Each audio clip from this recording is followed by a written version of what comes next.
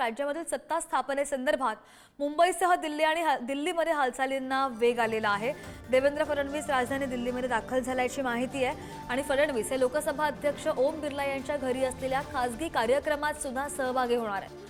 त्यानंतर केंद्रीय गृहमंत्री अमित शहा यांच्यासोबत फडणवीस यांची बैठक होण्याची शक्यता आणि आज बैठकीमध्ये सीएम पदासंदर्भातल्या चेहऱ्याबाबत निर्णय होण्याची ही शक्यता वर्तवली जाते।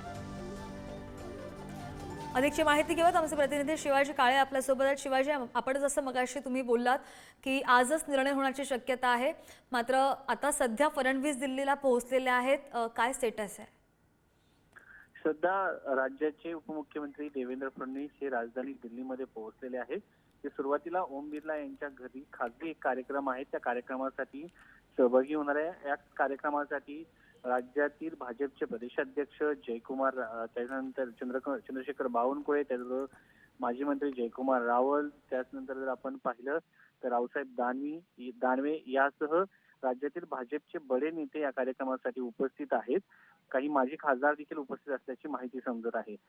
हा कार्यक्रम संपल्यानंतर राज्याचे उपमुख्यमंत्री देवेंद्र फडणवीस, त्याचबरोबर प्रदेशाध्यक्ष चंद्रशेखर बावनकुळे आणि केंद्रीय गृहमंत्री अमित शहा, त्याचबरोबर भाजप अध्यक्ष जे.पी. नड्डा यांची बैठक केंद्रीय गृहमंत्री अमित शहा यांच्या घरी होण्याची शक्यता व्यक्त केली जात आहे।